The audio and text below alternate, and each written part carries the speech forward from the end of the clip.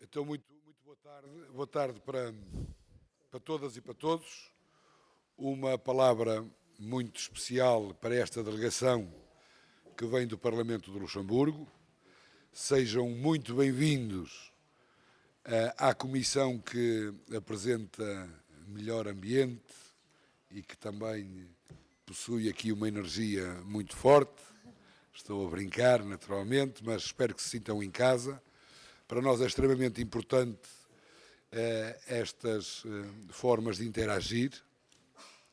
E sem mais delongas, depois destas boas-vindas, nós temos bem a noção das questões que vos preocupam, estão muito interessados naquilo que tem sido o percurso de Portugal em termos das energias renováveis. Devo dizer que, a título pessoal, também tenho uma opinião, mas naturalmente depois os partidos irão explicar a sua visão.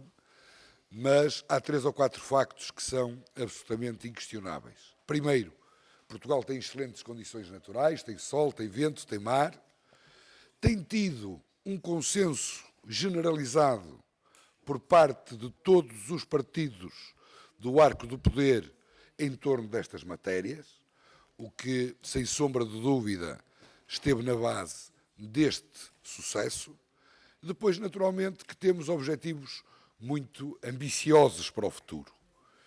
E esses objetivos deverão ser alcançados, estamos todos a puxar pelo mesmo, mas temos a consciência que já cometemos erros no passado, mas com esses erros também temos vindo a melhorar a nossa performance. Nós, na nossa Assembleia, temos 8 representações, temos 8 partidos diferentes, cada um com a sua visão, mas, volto a referir, nesta matéria mais importante, creio que é muito mais aquilo que nos une do que aquilo que nos aparta. Mas, sem mais delongas, Sr. Presidente, agradecendo muito a deferência que teve para com esta nossa comissão e esperando que o nosso diálogo possa ser profícuo, eu irei naturalmente dar-lhe a palavra, poderá colocar as questões que bem entender e depois a nossa ideia é permitir aos 3 partidos que aqui estão de também poderem ter uma alocução, uma pequena exposição oral para dar a sua opinião e depois terminaremos a nossa reunião na certeza de, no futuro, nós poderemos ter novas oportunidades para poder conversar. Muito obrigado, Sr. Presidente. A palavra é sua.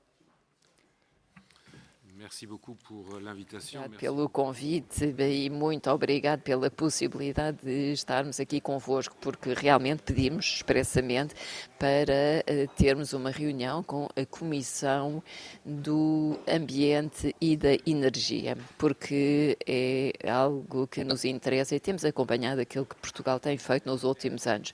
E nos últimos 10 anos, na última década, Portugal envidou imensos esforços neste campo e nós estamos a ver os diferentes caminhos que é possível seguir. Estamos muito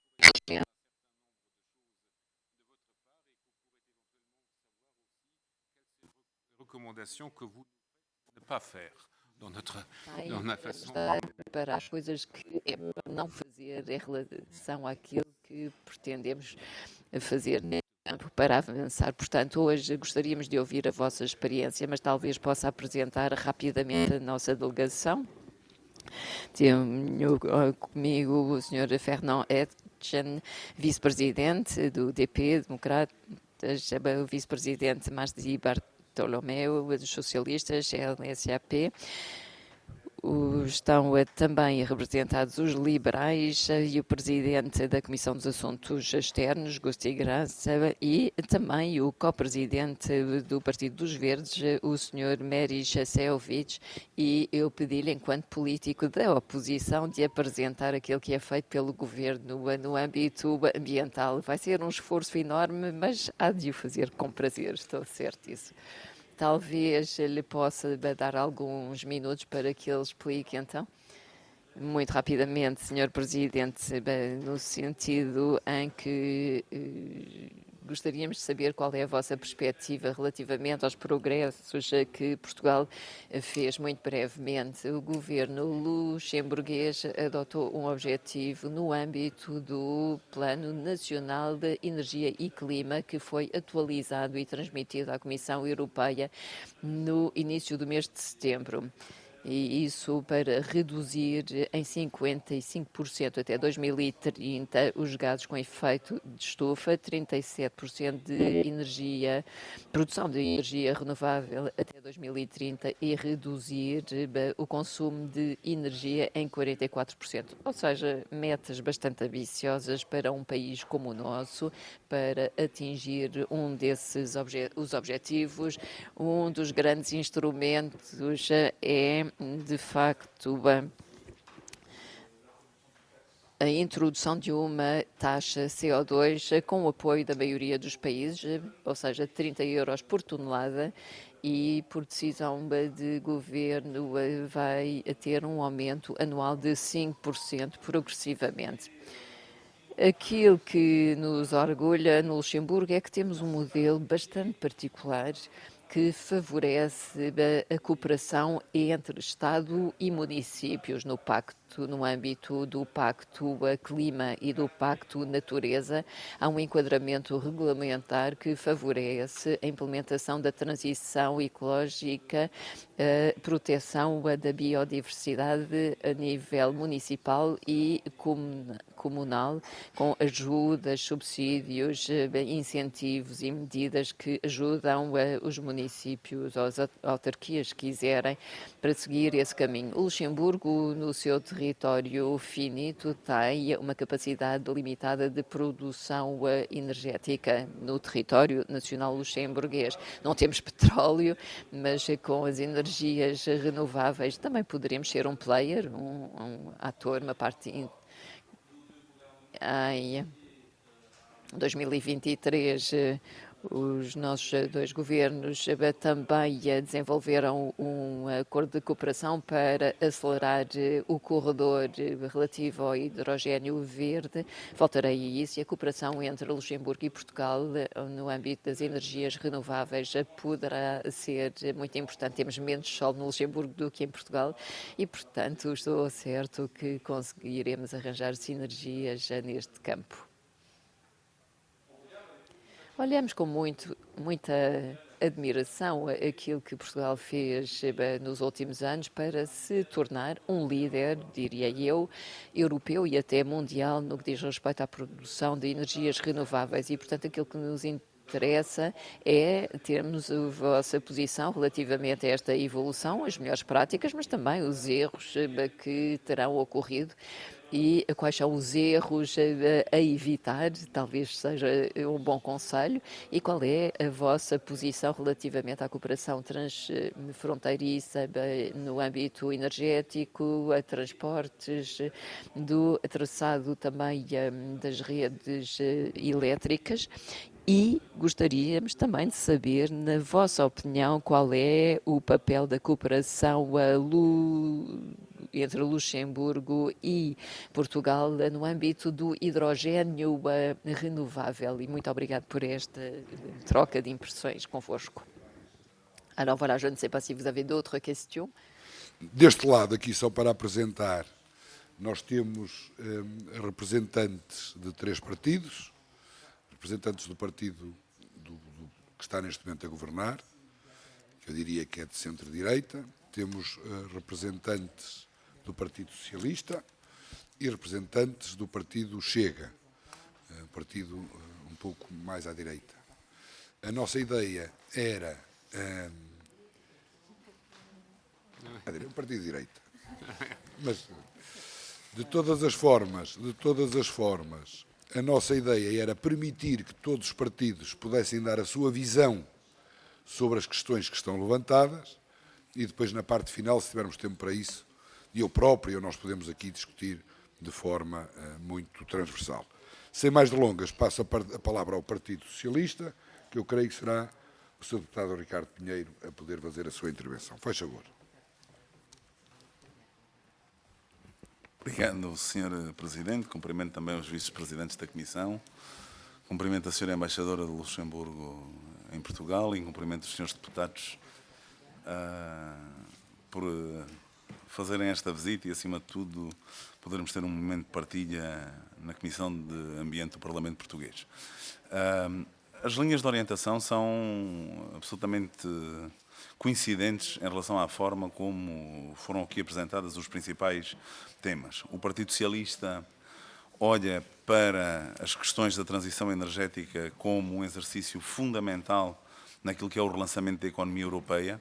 É extraordinariamente importante que possamos, de uma forma completamente objetiva e rigorosa, unir aquilo que é a vontade dos 27 países neste relançamento da economia. O relatório Draghi, não posso deixar de falar nele, que foi um relatório com o qual tivemos conhecimento a semana passada, de facto introduz várias linhas de atuação que, na prática, foi aquelas que o país, Portugal, tem seguido até ao momento, nomeadamente em 3 grandes áreas de atuação. A valorização da economia circular, que me parece que é um ponto que não foi abordado nos temas principais, mas que tenho a certeza absoluta que o Luxemburgo e o Parlamento luxemburguês olha para esta questão como fundamental. Eu acho que o último ano nos trouxe aqui 2 momentos em relação à mineração, não só geológica, que é importante, e de facto termos um cluster onde o armazenamento de energia esteja virado, mas acima de tudo onde se consiga de forma objetiva, nos 27 países, perceber como somos capazes de criar um compromisso ambiental, mas um compromisso de desenvolvimento económico sério, onde de facto estas oportunidades não se possam perder no espaço europeu, mas ao mesmo tempo a mineração também de todas as matérias e reduzir aquilo que é a quantidade de produtos ou resíduos sólidos urbanos que são depositados em aterro e desta forma poder relançar um momento de economia associado à economia circular portuguesa. Uma segunda área extraordinariamente importante é que, de facto, do ponto de vista do Partido Socialista, perceber que a Europa, vivemos numa horta, como dizia o Ministro dos Negócios Estrangeiros da Comissão Europeia, onde conseguimos coabitar pacificamente entre os 27 países. No entanto, às vezes há questões, nomeadamente em matéria de água, que claramente as necessidades e a forma como o país se posiciona em relação à política de água, nomeadamente a questão do armazenamento de água, me parece particularmente importante que possamos ter uma visão também dos parceiros europeus em relação à possibilidade de introduzirmos alguns momentos de manutenção, de conservação e de valorização da agricultura portuguesa por via do armazenamento e que essas políticas sejam flexíveis independentemente da geografia em que o espaço europeu incide. Eu acho que Portugal desenvolveu claramente, de forma muito objetiva, a valorização do recurso à água nos últimos anos, as autarquias, que têm um poder e uma importância estratégica nesse setor, temos vindo a fazer um esforço na redução das perdas de água, estamos longe daquilo que são os objetivos nacionais, que são ambiciosos, mas também em coincidência com os objetivos europeus, mas é um assunto que temos vindo a trabalhar de forma muito objetiva e depois terminamos naquilo que é o vetor energético, o terceiro vértice da Comissão de Ambiente. É extraordinariamente importante que, aliás, o Partido Socialista propôs e apresentou a Lei de Bases do Clima no Parlamento Português, ou seja, denota bem a importância que damos ao clima e à importância da redução das emissões carbónicas.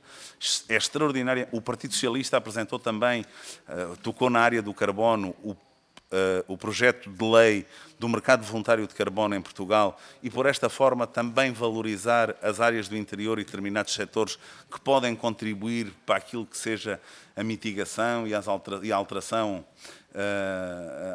ao momento de redução de metas de carbono em diferentes setores da economia portuguesa e dentro da área de energia, claramente a área do hidrogénio parece-nos que é extraordinariamente importante. Aliás, 37% daquilo que é o orçamento da União Europeia está vocacionado na transição energética, mas de facto às vezes é preciso introduzirmos um momento de realismo em relação a estas questões. Os níveis de investimento que é necessário para a produção de hidrogénio e a substituição de gases renováveis é elevado e, de facto, é preciso saber a que velocidade queremos introduzir a produção, e estimular a comercialização de hidrogénio entre os diversos países europeus.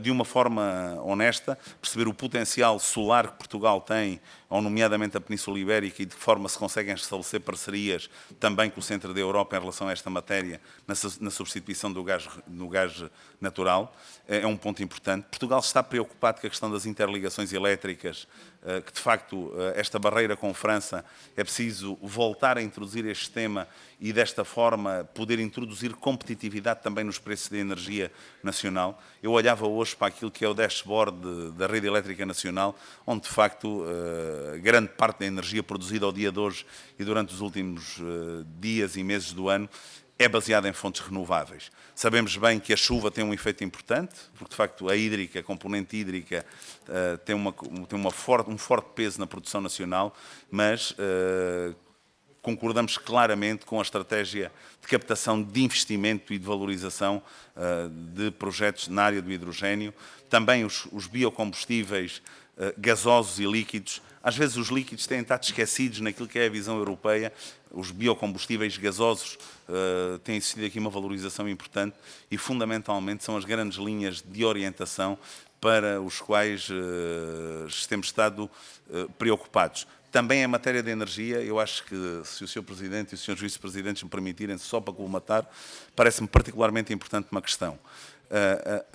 Eu vou falar aqui em 2 dados técnicos, mas só para terem esta noção.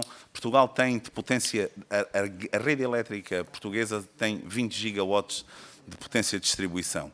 Se quisermos passar a mobilidade para dentro daquilo que é a mobilidade elétrica, precisamos de mais 10 gigawatts. E isso implica projetos de eólico, projetos de solar e, de facto, é preciso sermos ágeis nesta forma ambiciosa com que Portugal, mas inserido no panorama europeu, quer implementar e à velocidade a que quer implementar estes projetos. Eu acho que este é possivelmente o grande desafio, de forma honesta, transparente e com um compromisso rigoroso também com aquilo que são as políticas ambientais e de proteção da biodiversidade, que são extraordinariamente importantes, mas, de facto, para que esta realidade aconteça, é preciso termos atenção a esta questão. Só um último ponto que, em preparação, e eu vou-me já calar, Sr. Presidente, que tem a ver com alguns dos setores que são estratégicos no espaço europeu.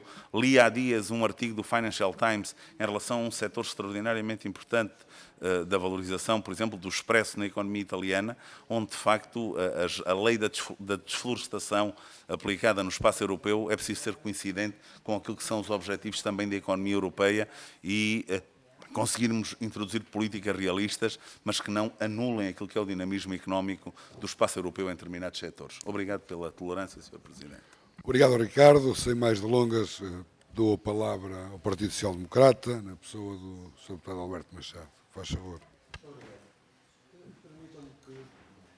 Permitam-me que faça um pequeno parênteses. Eu sei que na comissão anterior seria esse o objetivo principal, mas eu não consigo ultrapassar, que é cumprimentá-los de uma forma muito especial pela comunidade portuguesa que também está no Luxemburgo. Eu há 6 meses atrás era presidente de Câmara e a minha Câmara estava geminada com uma cidade luxemburguesa, Bettendorf, em que o primeiro presidente de Câmara luxemburguês eleito português é do concelho a que eu pertenço, de Vila Pouca de Guiar. Por isso temos uma comunidade nessa cidade superior a 25% da comunidade e um conjunto de estratégias que desenvolvemos ao longo destes últimos anos conjuntos e por isso é com um enorme prazer que represento também esses tantos quase 100 mil portugueses que vivem no Luxemburgo a partir da década de 60. Permitam-me esse pequeno parênteses inicial, porque para mim é muito significativo. Nas questões ambientais e considerando o roteiro que nos foi solicitado, eu, se calhar, em nome do Partido Social Democrata, focava os 4 pontos principais da nossa política para a energia e para o clima que são fundamentais, que é a sustentabilidade ambiental, por isso a preservação ambiental é central em todas estas estratégias de desenvolvimento, sem ela não haveria justificação para o seu desenvolvimento. A sustentabilidade económica, por isso também tem que haver uma sustentabilidade económica e social, e depois a capacitação da própria comunidade. Esse fator é um fator muito importante num tópico que se focou, que é na compreensão ou oposição da comunidade à implantação de novos projetos de âmbito ambiental. Qual é a estratégia? Por isso, no Pacto de Energia e de Clima, que está neste momento em revisão, como salientou, em consulta pública, penso que a partir de 5 de setembro, as metas são ainda mais ambiciosas, considerando a satisfação desses 4 âmbitos que eu referi e cruzando esses 4 âmbitos entre eles próprios. A energia solar, a energia hídrica, o aproveitamento de sistemas híbridos têm sido centrais e também, como agora acabaram de salientar, a questão do hidrogênio e dos biocombustíveis, por isso também dos combustíveis verdes, tem sido central na mensuração dos objetivos e do caminho dos objetivos a que nos propusemos. A interferência da comunidade nesses projetos que foi invocada e das autarquias, das câmaras municipais, é muito reduzida porque fundamenta-se apenas na questão de emissão de parecer, sendo depois as deliberações desses pareceres a montante das câmaras municipais. Também as contrapartidas para o próprio território não estão regulamentadas. Na energia eólica, nos períodos de conversão, houve uma contrapartida para os territórios onde eram colocadas, através dos seus municípios, de 3%, mas apenas durante os períodos de conversão, não estando regulamentada as compensações na energia hídrica e também não estando nas outras fontes, nomeadamente na hibridização. Qual foi a estratégia de curto e médio prazo desenvolvida no que diz respeito à energia hídrica, porque é fundamental, é central na questão da produção das energias renováveis? Foram diagnosticados pontos de elevado potencial hidroelétrico e dentro desses pontos foi colocada a concurso a concessão desses pontos. Infelizmente, poucos tiveram desenvolvimento por fatores políticos e de acordo político, nomeadamente no acordo estratégico entre o Partido Socialista, o Bloco de Esquerda, o Partido Comunista e o Partido Ecologista, os Verdes, nomeadamente a constituição desse acordo do governo, que limitava a concessão dessas próprias concessões. As concessões que foram desenvolvidas permitiram a alavancagem da produção e conseguirmos agora, através deste governo, podermos reequacionar metas de curto prazo e de médio prazo, aumentando os objetivos que nos tínhamos proposto.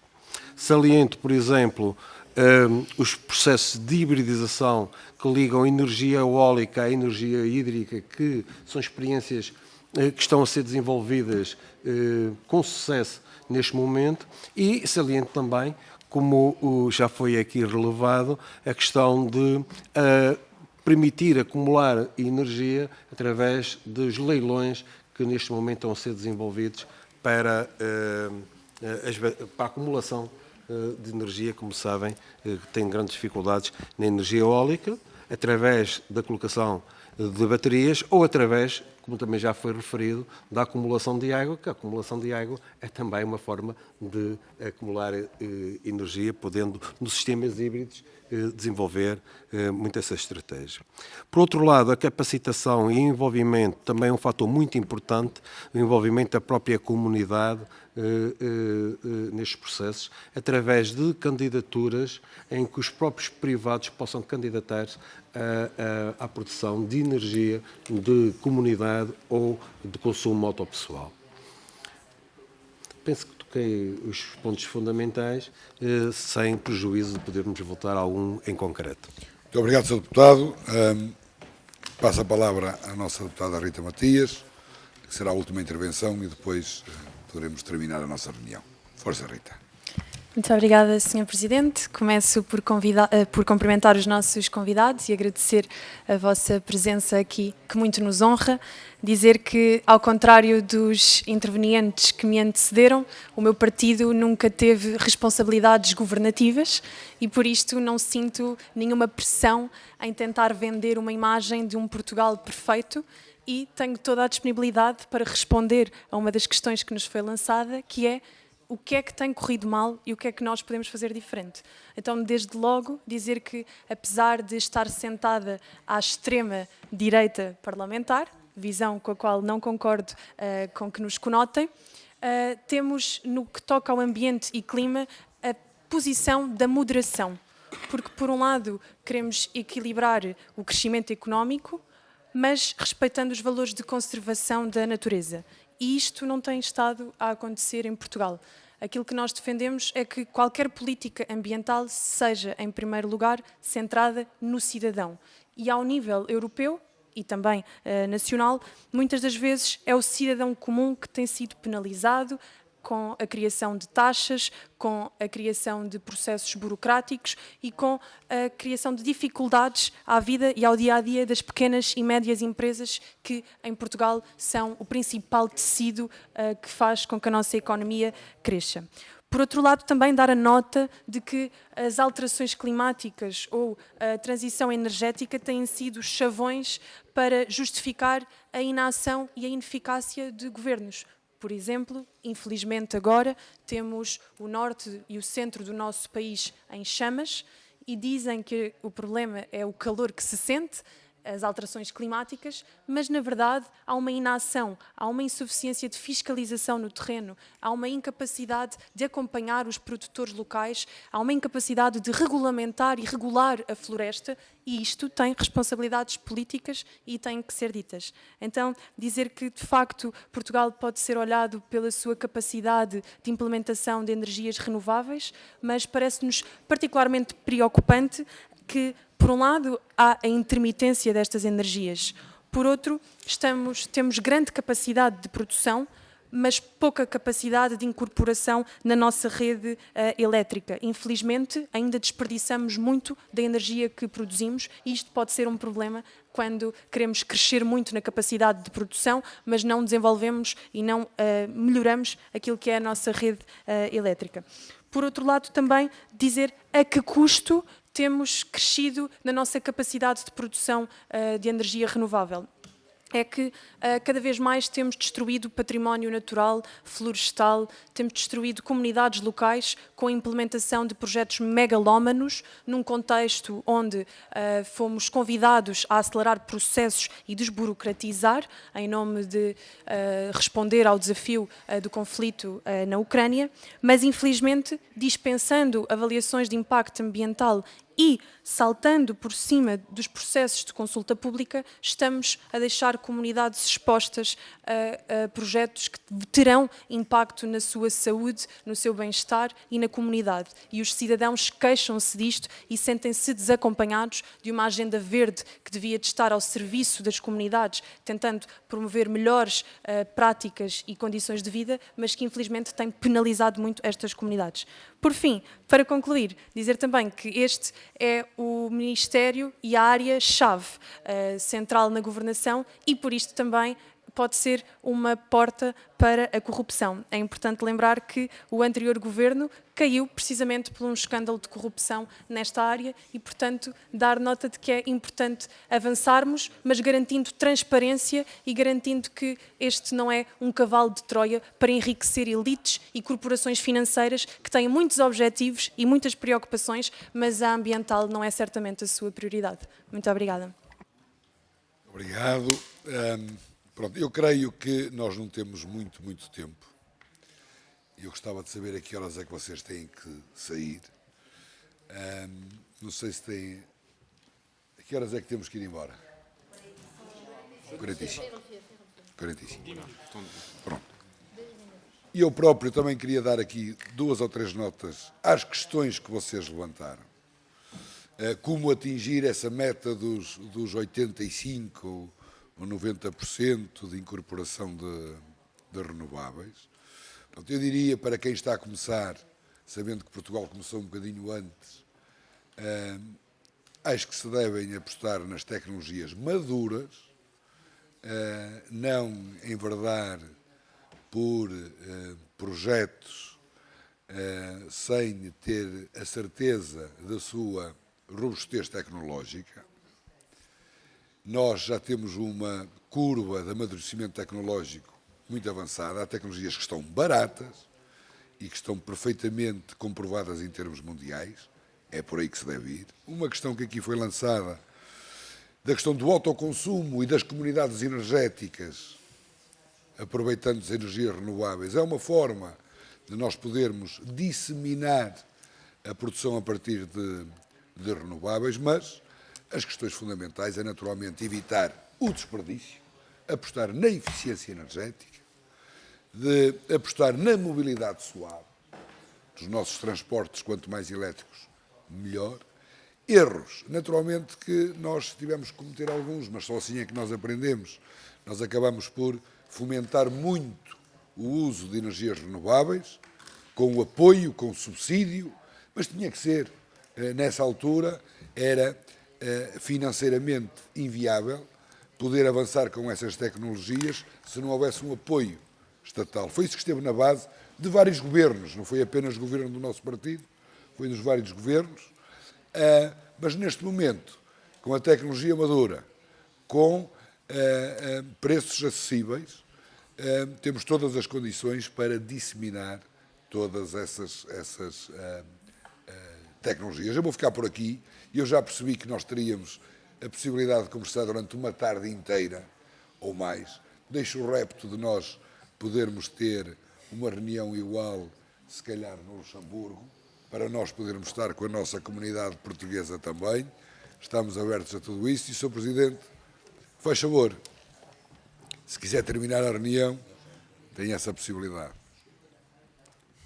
Merci beaucoup.